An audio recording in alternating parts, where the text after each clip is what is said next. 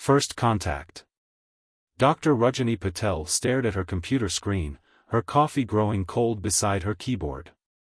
The same pattern kept appearing in the data stream from the Deep Space Array, a sequence so precise it couldn't be natural. After 15 years at the SETI Institute, she had learned to differentiate between the random noise of the cosmos and something more deliberate. "Rishi, come look at this," she called to her research assistant. The young physicist pushed away from his own terminal and rolled his chair across the observatory's control room. "See this sequence? It's repeating every 147 seconds, but with subtle variations in the fundamental frequency." Rishi Kumar adjusted his glasses, leaning closer to the screen. "Could be a pulsar. No pulsar I've ever seen behaves like this. Look at the modulation pattern." She pulled up a visualization of the signal's waveform. "It's too complex, too intentional." The signal had first appeared 3 days ago, originating from a point near the Carina Nebula. At first, they had dismissed it as interference, but it persisted with a regularity that demanded attention. Now, as Rajani studied the patterns more closely, she began to see something remarkable: the variations weren't random at all. "It's a language," she whispered, her hands trembling slightly as she typed commands into the analysis software. "These variations, they're following linguistic rules. Syntax. Grammar." Rishi's skepticism was evident in his voice. "How can you be sure?" "Because I'm starting to understand it." She pulled up another window, displaying a comparative analysis she'd been working on. "The base sequence, it's like a primer, teaching us how to decode the rest of the message. Similar to how we'd teach a child to read, starting with basic phonics and building up to more complex structures."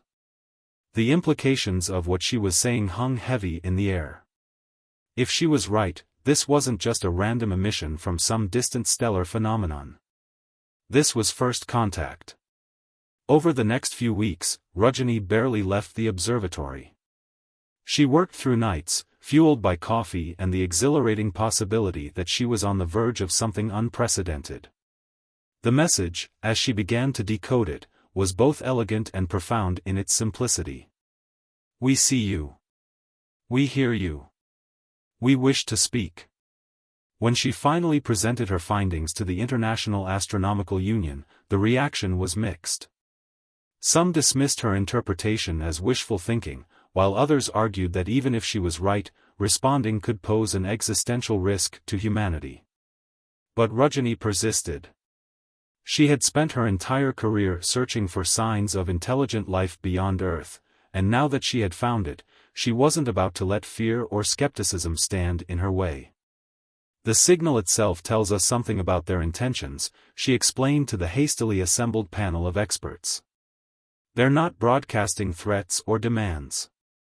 They've created a teaching tool, a way for us to learn their language. That shows patience, intelligence, and most importantly, a desire for peaceful communication." Dr. Jonathan Phillips, the panel's chairman, leaned forward. "And you believe you can formulate a response?" "Not just formulate one, I already have." She projected a new set of data onto the screen. "Using the same linguistic principles they've demonstrated, we can construct a reply that shows we understand their method of communication. We can show them we're ready for dialogue." The debate raged for days, but in the end, Rajani's argument prevailed. Humanity would answer the call from the stars. The response was transmitted using the world's most powerful radio telescopes, broadcasting a message that mirrored the elegant structure of the alien signal while adding Earth's own unique signature. Then came the waiting. For 2 months, nothing changed. The original signal continued its regular broadcast, but there was no indication that Earth's response had been received or understood. Rajani maintained her vigil at the observatory, analyzing every variation in the signal, searching for any sign of acknowledgement. The answer, when it finally came, arrived in a way no one had expected. It was Rishi who first noticed the change. "Dr. Patel. The signal, it's changing. The familiar pattern had shifted, expanding into something far more complex. As they watched, their computers began processing an enormous amount of new data. It's not just a message anymore, Rajani realized as she studied the incoming information. They're sending us instructions. The data contained detailed specifications for building what appeared to be a communication device, something far more sophisticated than Earth's current technology, but constructed in a way that used materials and principles humans could understand and implement. What followed was the largest collaborative scientific effort in human history. Teams from every major nation worked together to decipher the instructions and gather the necessary resources. The device, as it took shape, was relatively small, about the size of a shipping container, but its implications were enormous. 6 months later, Rajani stood before the completed device in a secure facility beneath the New Mexico desert. She had fought hard to be here for this moment, arguing that her understanding of the alien language made her essential to any first contact scenario. "Power levels are stable," announced Dr. Marcus Rodriguez, the lead engineer. "Quantum field alignment is holding steady. We're ready to activate on your mark, Dr. Patel." Rajani took a deep breath, looking around at the assembled team of scientists, military personnel, and government officials. This was the moment that would change everything, humanity's first step into a larger universe. "Activate the device," she commanded. A soft hum filled the room as the machine powered up. For a moment, nothing seemed to happen. Then, suddenly, the air in front of the device began to shimmer, like heat waves rising from hot pavement. The shimmer coalesced into a sphere of light, and within that sphere, an image appeared. They were beautiful and terrifying all at once, beings of crystalline structure that seemed to float in space, their bodies pulsing with internal light. When they spoke, their words were translated by the device into perfect English, though Rajani could hear the underlying patterns she had first detected in the stellar signals. "Greetings, children of Earth. We are the Luminani, and we have been watching your world for a very long time." The alien entity's light pulsed in rhythm with its words, creating patterns that Rajani recognized from her analysis of the original signal. "We have chosen this moment to make contact because your species has reached a crucial point in its development. You stand at a crossroads, and the path you choose will determine not only your fate but potentially that of many others in our galaxy." Rajani stepped forward, her heart pounding but her voice steady. "We are honored by your contact. I am Dr. Rajani Patel, the one who first decoded your message." "Yes, Rajani Patel, we know. Your understanding of our communication method was impressive. It is one of the reasons we believe your species is ready for what comes next." "And what is that?" she asked, aware that she was speaking not just for herself but for all of humanity. The Luminani's light shifted to a deeper, more serious hue. "An invitation. Your world is not alone in facing great challenges. The galaxy is vast, but it is also delicate. We are part of a coalition of species who work together to maintain peace and balance among the stars. We believe humanity has something unique to offer this coalition, something we have observed in your history, your art, and your sciences. What could we possibly offer to beings as advanced as yourselves?" Rajani asked. "Hope," the Luminani answered simply. "Despite all your conflicts, all your struggles, your species maintains an extraordinary capacity for optimism and renewal. You fight, yes, but you also forgive. You destroy, but you rebuild. You divide, but you find ways to unite again. This resilience, this ability to face darkness and still see light, this is rare and precious in our galaxy." As Rajani listened, she felt tears forming in her eyes. All her life, she had looked to the stars, hoping to find wisdom and advancement beyond human understanding. Instead, these beings were suggesting that humanity itself had something valuable to teach. The Luminani continued, "We offer you a choice. You may remain as you are, and we will continue to watch from afar. Or you may join us, begin the process of integration into the larger galactic community. But know this, if you choose to join us, there can be no turning back. The knowledge and responsibility that comes with this choice will forever change your world. Rajani looked back at the assembled humans, seeing the same mix of fear and wonder on their faces that she felt in her own heart. This was more than first contact, this was an invitation to become part of something greater than themselves. How do we make this choice? She asked. How can any one person speak for all of humanity? You already have, the Luminani responded, their light brightening. The very fact that you stand here now, that you chose to answer our call despite your fears, that you work together across your artificial borders to build this device, these actions speak louder than any formal declaration could.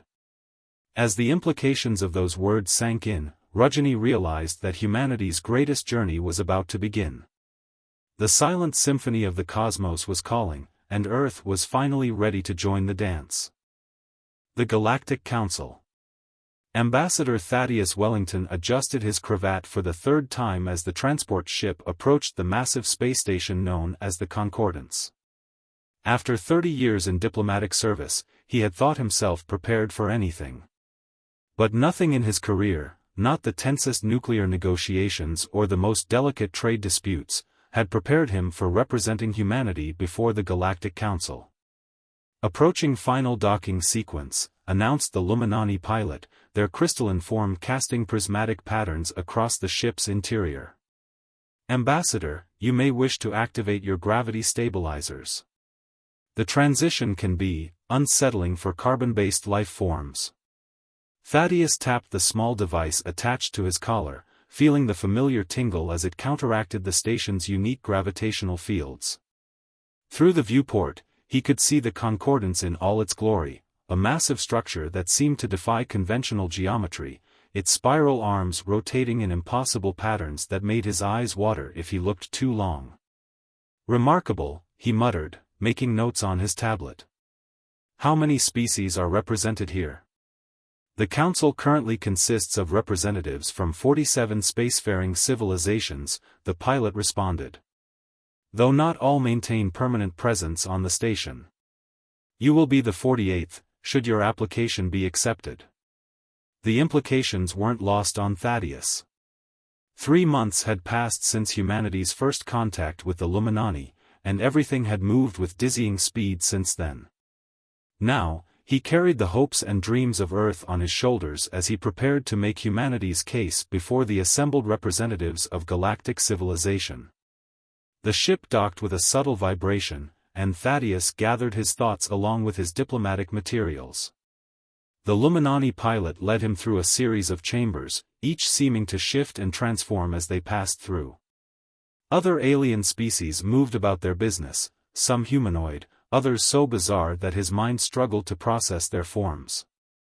They arrived at what appeared to be a waiting area, though the space seemed to pulse with its own inner light. The Council will convene shortly, the pilot informed him. Remember, Ambassador, honesty above all. The Council values truth, even uncomfortable truth, more than any attempt at political maneuvering. Before Thaddeus could respond, the pilot had disappeared, leaving him alone with his thoughts and the distant murmur of alien voices. He reviewed his notes one final time, though he had memorized every detail of humanity's presentation. Their technological achievements, their cultural diversity, their potential contributions to galactic society, he had prepared extensive documentation on all of it. A chime sounded, unlike any he had heard before, seeming to resonate in his bones rather than his ears.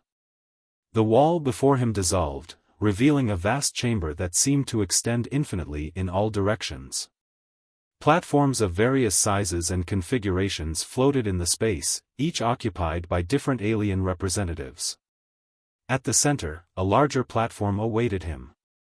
Taking a deep breath, Thaddeus stepped forward onto the platform.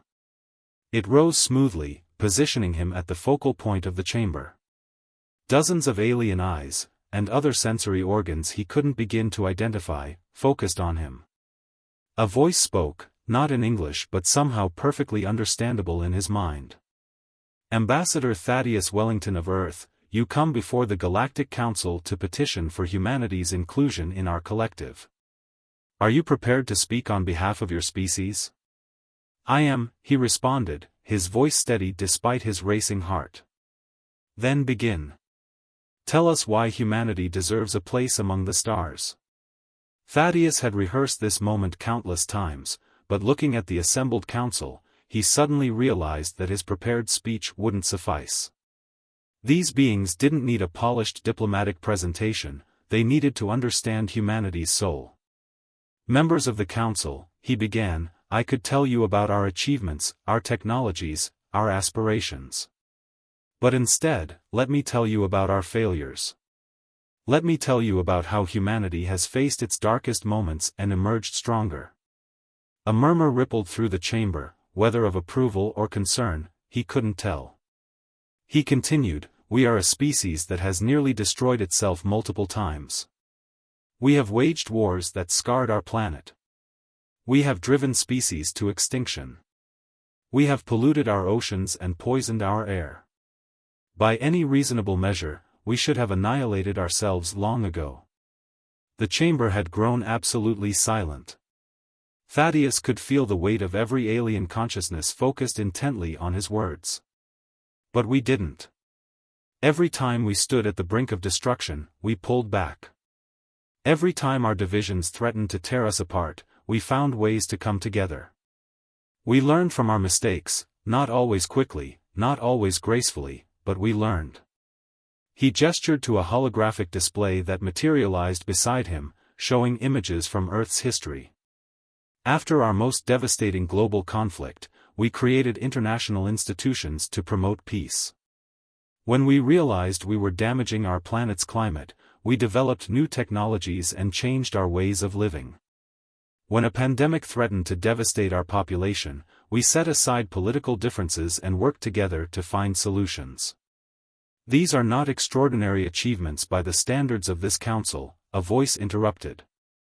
The speaker appeared to be a being composed entirely of shifting geometric patterns. Many species have overcome similar challenges. True, Thaddeus acknowledged, but it's not the challenges themselves that make humanity unique, it's how we face them. We don't simply solve problems, we transform them into opportunities. We don't just survive our crises, we use them to reimagine what's possible. He pulled up another set of images, Earth's art, music, literature, and scientific achievements. Look at our creativity, our innovation, our ability to find beauty even in darkness. We are a species that writes poetry about our wars while working to prevent them. We create art about our environmental destruction while developing solutions to heal our planet. We face our demons not by denying them, but by understanding them and striving to do better. A new voice spoke, this one carrying harmonics that made the air vibrate. Your species' capacity for violence concerns us. Your history suggests a pattern of solving problems through force. Yes, Thaddeus agreed, we have often turned to violence. But we have also developed countless ways to prevent violence, to resolve conflicts peacefully, to build understanding between different cultures and viewpoints. Our history of violence has taught us the value of peace, and our experience with conflict has given us unique insights into how to maintain it. He straightened his shoulders, looking around the chamber. We don't come before this council claiming to be perfect. We come acknowledging our flaws, understanding our potential for both great good and great harm, and asking for the opportunity to learn and grow as part of something larger than ourselves. And what do you offer in return? Asked another council member, this one appearing as a swirling cloud of iridescent gas. Perspective, Thaddeus replied without hesitation. We offer the perspective of a species that has walked the knife's edge between destruction and transcendence. We offer our resilience, our creativity, our unwavering hope in the face of overwhelming odds. But most importantly, we offer our determination to be better tomorrow than we are today. The chamber fell silent again, but this time the silence felt different, contemplative rather than judgmental. Finally, the first voice spoke again, your honesty is refreshing, Ambassador Wellington. Many species come before us attempting to hide their darker aspects. You have chosen instead to acknowledge them openly. We've learned that denying our nature doesn't change it, Thaddeus responded. Better to face our truth and work with it than pretend to be something we're not. A series of lights pulsed through the chamber, and Thaddeus realized the council members were communicating among themselves in ways his human senses couldn't perceive. The waiting seemed to stretch for hours, though his chronometer indicated only minutes had passed. Finally, the geometric pattern being spoke again. Ambassador Wellington, the Council has reached a preliminary decision. Humanity's petition for inclusion will be granted a provisional acceptance, subject to a probationary period. During this time, your species will be expected to demonstrate its ability to integrate peacefully with galactic society. Thaddeus felt a wave of relief wash over him, though he maintained his diplomatic composure. On behalf of humanity, I thank the Council for this opportunity. We understand the responsibility that comes with it, and we are prepared to prove ourselves worthy of your trust. See that you do, the being responded. For now, you will be assigned a liaison who will guide humanity through the integration process. Remember, Ambassador, you have convinced us to give humanity a chance, but actions will speak louder than words in the cycles to come. As the chamber began to dissolve around him, Thaddeus reflected on the magnitude of what had just occurred. Humanity had taken its first real step into galactic society. The real work, proving they deserved to stay there, was just beginning. The Harmony Protocol. Captain Nikolai Volkov stood at attention in the crystalline chamber of the Concordance's military liaison office, his decorated Russian Space Force uniform feeling oddly primitive among the advanced technology surrounding him. The being before him, a Zentaran named First Commander Xylith, possessed 4 arms and skin that shifted colors like oil on water. Captain Volkov, Xylith's translator device conveyed their words with perfect clarity. Your military record is interesting. 20 years of service, multiple peacekeeping missions, and a particular talent for unconventional problem-solving. I prefer diplomatic solutions when possible, Nikolai responded, keeping his voice steady. But I'm prepared for any situation. Indeed. That's precisely why you've been chosen to lead the first human security detachment aboard the Concordance. Your species' provisional acceptance comes with certain requirements. One of which is demonstrating your ability to integrate into our unified defense protocols. Nikolai nodded, though internally he was still processing the magnitude of his assignment. He would be commanding a mixed crew of human and alien personnel, responsible for a section of the Concordance's security operations. It was an unprecedented opportunity, and an enormous responsibility. When do we begin? He asked. Now, Xylith replied, their skin rippling with bands of blue and gold. Your first challenge awaits in Training Chamber 7. Your team has already assembled. The walk to the training chamber gave Nikolai time to reflect on the past 6 months since humanity's provisional acceptance into galactic society. Earth had been transforming rapidly, adapting to new technologies and ideas while trying to maintain its cultural identity.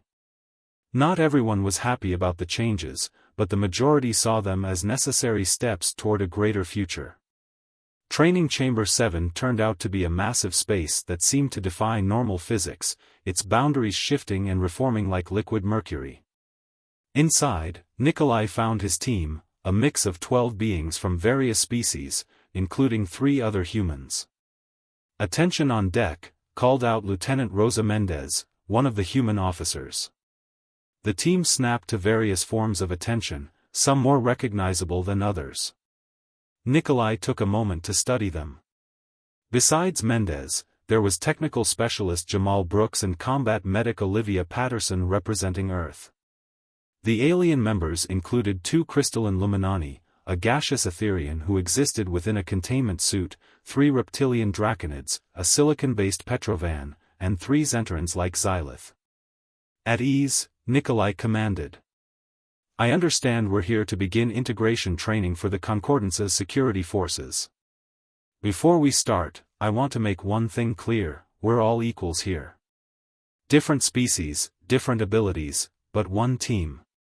The chamber's walls suddenly solidified, forming a complex urban environment. Xylatha's voice echoed through the space, "Your first test begins now. A diplomatic summit is under threat from separatist elements. You must secure the venue and protect the delegates while maintaining the Harmony Protocol." "What's the Harmony Protocol?" Jamal asked, adjusting his technical gear. One of the Luminani, who introduced themselves as Echo, answered in pulses of light that translated to speech. "It is the foundational principle of concordant security. All threats must be neutralized with minimal force and maximum preservation of life. Violence is absolute last resort." Nikolai smiled slightly. "That aligns well with peacekeeping doctrine. All right team, let's approach this systematically. Echo, you and your fellow Luminani can scan for energy signatures. Etherian. I apologize, I haven't caught your name." The gaseous being's containment suit flickered with patterns of light. "I am Mist who thinks." "Mist, your gaseous form can infiltrate spaces without detection. The Draconids have superior strength and reflexes. Petrovan, your silicon nature makes you practically invulnerable to most weapons. We'll use these advantages, but coordinate everything. No lone wolf actions." As they began moving through the simulated environment, Nikolai noticed how naturally the different species complemented each other. The Luminani detected potential threats, the Etherians scouted ahead, and the others moved in coordinated patterns that maximized their various abilities. They encountered their first challenge when they discovered a group of separatists training holograms, attempting to plant explosive devices. Instead of immediately engaging, Nikolai had the team surround the area while Mist who thinks gathered intelligence. "They are not all willing participants," Mist reported. "Several show signs of coercion." "Perfect example of why the Harmony Protocol matters," Nikolai commented. "We need to separate the true threats from those being forced to participate. Mendez, Brooks, you're with me. We'll try to negotiate. Everyone else, maintain the perimeter but stay hidden. If things go wrong, we contain rather than confront." The negotiation was tense, but successful. By approaching with empathy and understanding rather than aggression, they managed to convince several of the coerced participants to turn against their leaders. The situation was resolved without a single shot fired. As they progressed through more scenarios, each more challenging than the last, Nikolai began to understand why humans had been chosen for this role. Their adaptability, their ability to think creatively in crisis situations, and most importantly, their capacity for empathy made them ideal for the Concordance's approach to security. The final scenario proved to be the most challenging.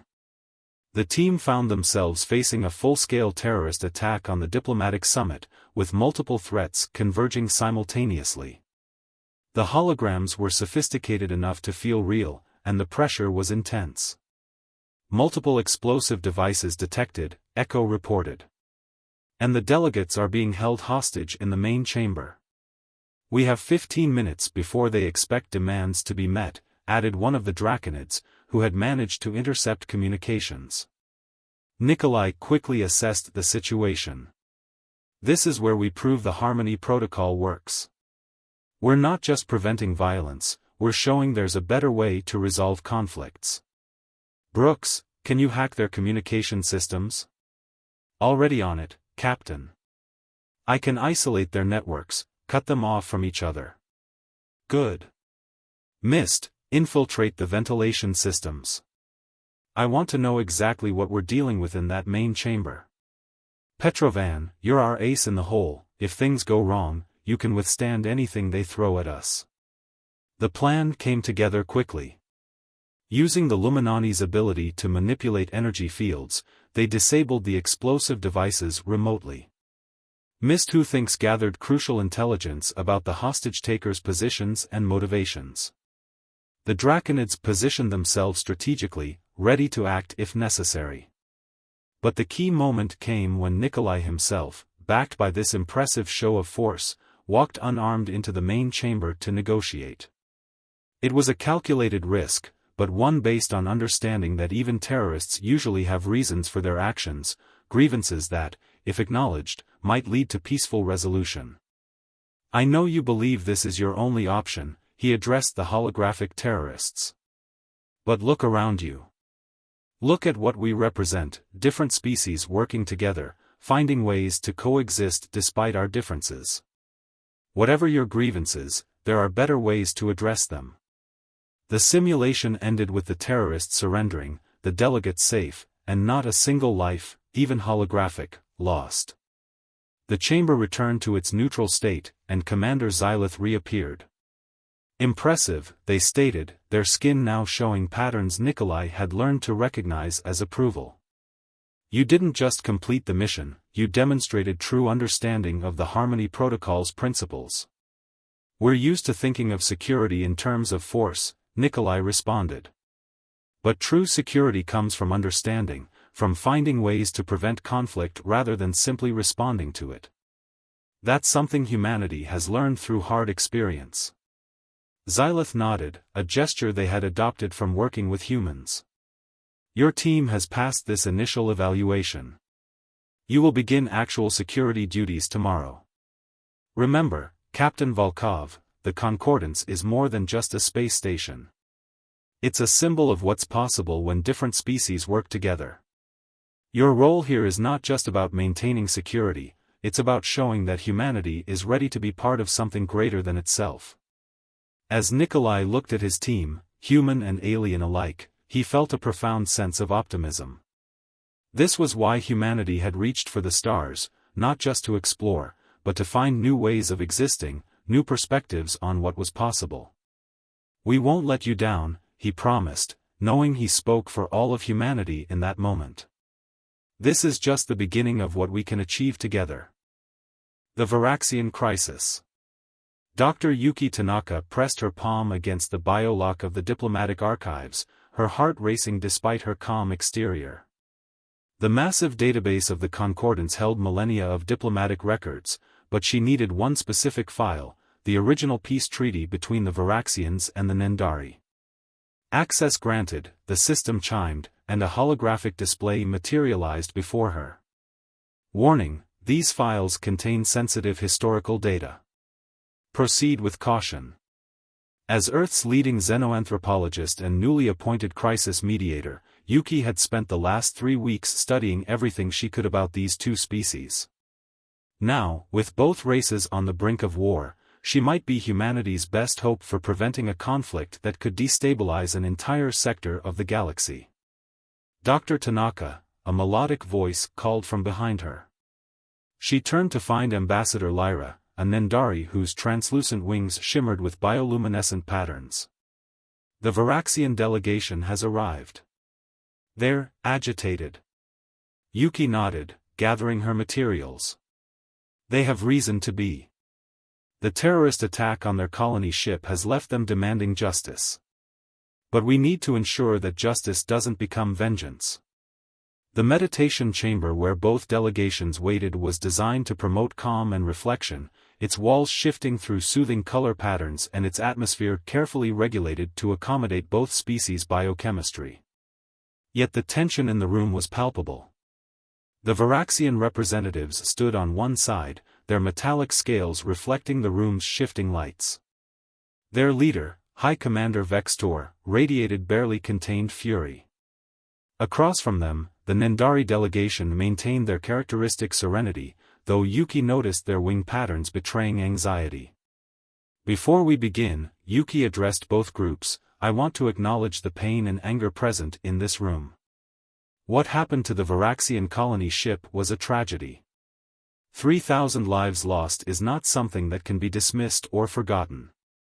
Then you understand why we demand retribution," Vextor's translator conveyed his growling response. "The attacks came from Nendari space, using Nendari technology." "Using stolen technology," corrected first speaker Ilara of the Nendari. "We have provided evidence that the attackers were rogue elements, not acting under our authority. Evidence that could easily be fabricated." Vextor's scales bristled with anger. Your kind has always looked down on us, treated us as lesser beings because we choose to augment ourselves with technology rather than rely on natural evolution. Yuki raised her hand, a human gesture both species had learned to respect. I've spent the last 3 weeks studying your shared history. The original peace treaty between your peoples came after a war that nearly destroyed both sides. The terms were harsh, but they were accepted because both species recognized that continued conflict would lead to mutual annihilation. She activated a holographic display, showing historical footage from that ancient conflict. But what interests me most isn't the war itself, it's what came after. For 3 centuries, your peoples maintained peace through trade, cultural exchange, and mutual respect. That's not something that happens by accident. Ancient history, Vextor dismissed. The Nendari have grown arrogant in their prosperity, while our colonies struggle on the edges of civilized space. Is that truly what you believe? Yuki asked, her voice gentle but firm. Or is that the narrative that's been building over years of misunderstandings and missed opportunities for dialogue? She turned to her holographic display again, this time showing economic data. Look at these trade patterns. Over the past 50 years, cooperation between your peoples has actually increased. Varaxian engineering combined with Nendari biotechnology has produced innovations that benefit both species. The attack on your colony ship doesn't just harm the Varaxians, it threatens this mutually beneficial relationship. First speaker Ilara's wings flickered with thoughtful patterns. We have offered to compensate the families of those lost in the attack, and to increase security cooperation to prevent future incidents. Compensation? Vextor's translator barely contained his outrage. You think credits can replace lives? No, Yuki interjected, but it shows willingness to take responsibility for what happened in Nendari space, even if the attackers weren't acting under official authority. She paused, considering her next words carefully. On Earth, we have a concept called restorative justice. It's not just about punishment, it's about healing the harm done to communities and preventing future conflicts. She brought up new displays, showing proposals she had developed. What if we turned this tragedy into an opportunity for something greater? The Varaxian colony ship was carrying families seeking a better life. Instead of war, what if we created a joint colony? A place where both species work together, combining Varaxian engineering with Nendari environmental adaptation techniques? The room fell silent as both delegations studied the proposal. Yuki continued, the Nendari provide the planetary transformation technology they excel at, while the Varaxians contribute their advanced infrastructure and defensive capabilities. Both peoples benefit, and we create a symbol of cooperation rather than conflict. A bold proposal, first speaker Ilara acknowledged, her wings showing patterns of interest. But how can we ensure security? That's where humanity comes in, Yuki explained. Captain Volkov's joint security teams have proven extremely effective aboard the Concordance. We propose establishing a similar mixed-species security force for the colony, trained in the Harmony Protocol.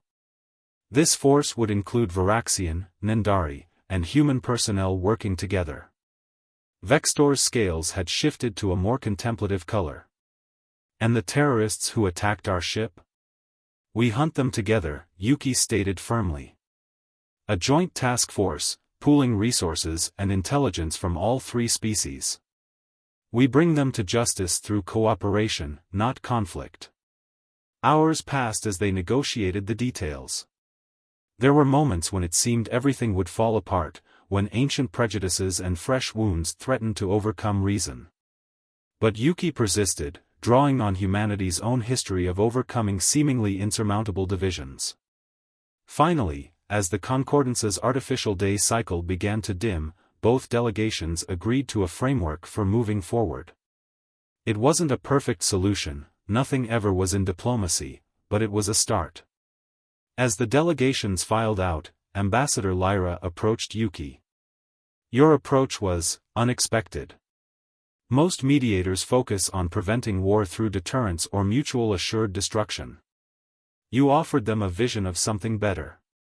Humanity has learned that peace isn't just the absence of conflict, Yuki responded, gathering her materials. It's the presence of justice, opportunity, and hope.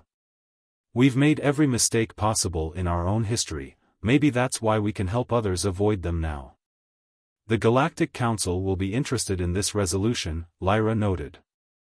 It's another point in favor of humanity's full membership. Yuki smiled tiredly. That wasn't why we did it. We did it because it was right, and because we've been given an opportunity to help make the galaxy a better place. That's what humanity brings to the Concordance, not just our strength or our technology, but our perspective on how to build something better from the ashes of conflict. As she left the meditation chamber, Yuki reflected on how far humanity had come. Just a year ago, they had been alone in the cosmos, unaware of the complex web of relationships that bound the galaxy together. Now they were helping to strengthen those bonds, bringing their unique experience to bear on ancient conflicts. The Varaxian crisis wouldn't be the last challenge they faced, but it had proven something important. Humanity's place in the galaxy wouldn't be defined by their power or their technology, but by their ability to help different species find common ground and work together toward a better future. Symphony of Stars. Cultural attaché Zara Okonjo stood before the floor-to-ceiling windows of the Concordance's Cultural Exhibition Hall, watching ships from 100 different worlds glide past in their celestial dance. Behind her, the sounds of Earth's greatest artistic achievements merged with alien harmonies in a stunning display of cross-species collaboration. Fascinating how your music affects different species, observed director Quilzen, a harmonite whose body resembled a symphony of flowing light. The Draconids find your percussion deeply moving, while the Luminani resonate with your string instruments. Zara smiled, adjusting her traditional Nigerian head wrap. Music was one of the first ways we learned to communicate across human cultures. It makes sense that it would help us connect across species too. The exhibition hall was hosting Earthen Dreams, the first major showcase of human culture since their arrival in the galactic community 2 years ago. But this wasn't just an art show, it was humanity's final test. The Galactic Council would be evaluating their cultural integration before voting on their full membership status. The human capacity for artistic expression is remarkable, Quilzen continued, their light patterns shifting thoughtfully.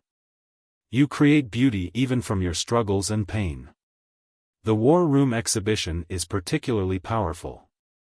The War Room was Zara's most controversial contribution to the showcase. Instead of hiding humanity's violent history, she had chosen to confront it directly, displaying art created during and after Earth's conflicts alongside works showing how humanity had grown from these experiences. We debated including it, she admitted. Some thought it would remind the Council of our volatile nature. But I believed it was important to show how we transform our darkness into light. A commotion near the central stage drew their attention. A group of Petrovan children, if crystalline beings could be called children, had discovered a human jazz quartet performing. Their silicon bodies resonated with the music, creating unexpected harmonics that the musicians were incorporating into their performance. Improvisation, Zara explained to the fascinated Quilzen. Jazz musicians are particularly good at adapting, at finding harmony in unexpected places. Much like humanity itself, a new voice joined their conversation. Ambassador Thaddeus Wellington approached, looking considerably more relaxed than he had during his first appearance before the Council. The Council members are arriving. Are we ready, Ms. Okonjo? Zara nodded, touching the communication device at her collar. All sections report ready. We're about to begin the main presentation. The exhibition hall began to transform, its walls becoming transparent to reveal the star-filled space beyond. The various artistic displays rearranged themselves, creating a journey through human cultural evolution. Council members from dozens of species moved through the space, their reactions ranging from curiosity to amazement. If I may have your attention, Zara addressed the gathered dignitaries, her voice translated simultaneously into multiple alien languages. What you see around you is not just human culture, it's a testament to our ability to grow, to learn, and to find beauty even in our darkest moments. She guided them through the exhibitions, starting with humanity's earliest art, cave paintings and primitive music, and progressing through their cultural evolution. Each era was presented not just through human eyes, but through perspectives that different alien species could relate to. Notice how their visual art evolved alongside their technological capabilities, she explained, showing how human painting styles changed with their understanding of light and perception. But more importantly, notice how it evolved with their consciousness. As humans became more aware of their place in the universe, their art began to reflect broader themes of unity and interconnectedness. They reached the war room, where images of conflict were juxtaposed with works of peace and reconciliation. We include this not to glorify violence, but to show how art helps us process trauma and transform it into wisdom. Each piece here represents not just what was lost, but what was learned. A Illuminati Council member pulsed with curiosity. Your species creates beauty from pain. This is unexpected. It's essential to who we are, Zara responded. We feel deeply, both joy and sorrow. Art helps us understand these feelings, share them with others, and ultimately grow from them. The tour continued through sections showing human literature, dance, architecture, and scientific achievements. But the centerpiece was yet to come. As they reached the main hall, Zara signaled for the final presentation to begin. The space darkened, and a new kind of music filled the air, a symphony combining Earth's classical traditions with alien harmonies. As the music played, holographic displays showed scenes from humanity's journey to the stars, their first contact with the Illuminati, and their integration into galactic society. What you're experiencing, Zara explained, is the first true cross-species collaborative art piece. Human composers worked with Harmonite sound sculptors, Illuminati light artists, and musicians from a dozen other species to create something that had never existed before, a true symphony of stars. The performance reached its crescendo, and the hall's walls seemed to disappear entirely, leaving them suspended among the stars. The music wove together themes of discovery, conflict, resolution, and hope, telling humanity's story not just to their ears but to their hearts, regardless of where those hearts might be located in their various anatomies. As the final notes faded, there was a moment of profound silence. Then, one by one, the council members began to express their approval in their own unique ways: light patterns, harmonic resonances, crystalline chimes. You've shown us something remarkable, Director Quilzen addressed the gathering. Not just human culture, but humanity's ability to take their culture and merge it with others, creating something greater than the sum of its parts. Ambassador Wellington stepped forward. That has always been humanity's greatest strength. We don't just adapt to new situations, we find ways to make them better. We take our experiences, our mistakes, our triumphs, and we learn from them. Then we share those lessons with others. The Galactic Council withdrew to deliberate, leaving Zara and her team to wait anxiously. Hours passed as they maintained the exhibition, answering questions from curious visitors and making small adjustments to the displays. Finally, the council returned. The senior Illuminati member, their crystalline form glowing with formal patterns, delivered their decision. After careful consideration of humanity's progress during their provisional period, and upon reviewing this remarkable demonstration of their cultural integration capabilities, the Galactic Council has reached a unanimous decision. Humanity is hereby granted full membership status in the galactic community. The announcement was met with celebration from the assembled crowds. But the Illuminati wasn't finished. Furthermore, we have created a new position within the Council, Director of Cultural Integration. Ms. Okonjo, we would be honored if you would accept this role, helping other species navigate the challenges of joining our community as successfully as humanity has. Zara felt tears in her eyes as she accepted the position. This was more than just recognition of humanity's achievement, it was an opportunity to help shape the future of galactic society. Later, as the celebrations continued around her, Zara returned to her favorite spot by the windows. Earth was visible in the distance, a small blue marble that had given birth to such incredible potential. "We did it," Ambassador Wellington joined her, looking out at their home planet. "Though I suspect our journey is just beginning." "It is," Zara agreed. "But that's what humanity does best, we begin things. We take first steps. We imagine what could be and then work to make it real." She gestured to the gallery around them, where beings from across the galaxy were still experiencing and sharing in human culture. "We've learned our hardest lessons, grown from our biggest mistakes. Now we can help others do the same." "A symphony of stars," Wellington mused, recalling the performance. "That's what we're all part of now, each species playing its own unique part in a greater harmony." Zara smiled, watching an impromptu dance performance where humans and aliens were attempting to teach each other their traditional movements. "And the music is only getting better." The stars seemed to twinkle in agreement as humanity's newest chapter began, their song now an integral part of the galaxy's grand symphony.